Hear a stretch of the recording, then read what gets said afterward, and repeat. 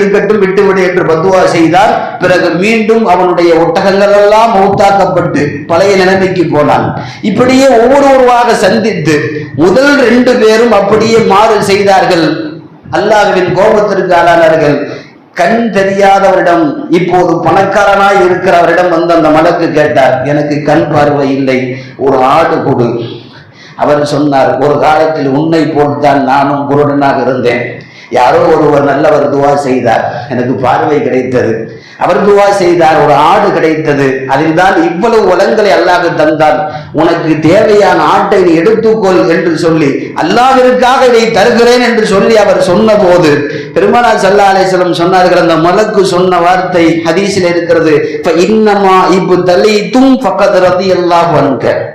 அல்லாஹ் உன்னை சோதிப்பதற்கும், நீ வந்த கால வரலாறுகளை திரும்பி பார்க்கிறாயா, மறக்காமல் இருக்கிறாயா என்பதை சோதிப்பதற்கும் தான் என்னை அனுப்பினான். நீ எப்போதும் தன்னிலை மாறாமல் இருக்கிறாய், அல்லாஹ் உனக்கு பரக்கத்து செய்யட்டும் என்று அவர் வாழ்த்திவிட்டு போனார்கள் என்கிற செய்தி சஹீஹுல் புகாரியிலையும் முஸ்லிம்லையும் பதிவு இருக்கிறது.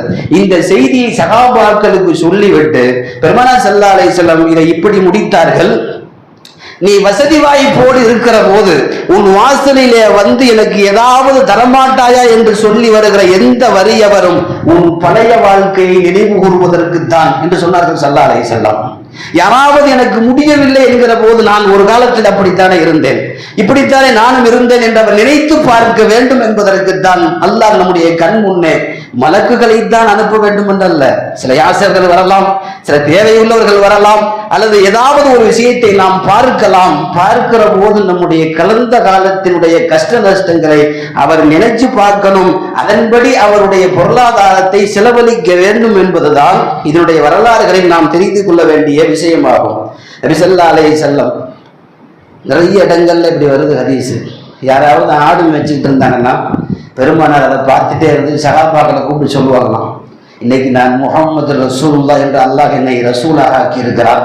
ஆனால் ஒரு காலத்தில் இந்த ஆட்டு இடையன் ஆட்டை மேய்ப்பதை போலத்தான் இந்த முகம்மது மக்காவில் ஆடு மேய்த்தேன், சில சொற்ப காசுகளுக்கு நான் ஆடு மேய்த்து கொண்டிருந்தேன் என்று தன்னுடைய பழைய கால வரலாறுகளை சஹாபாக்களுக்கு சொல்லுவார்கள்.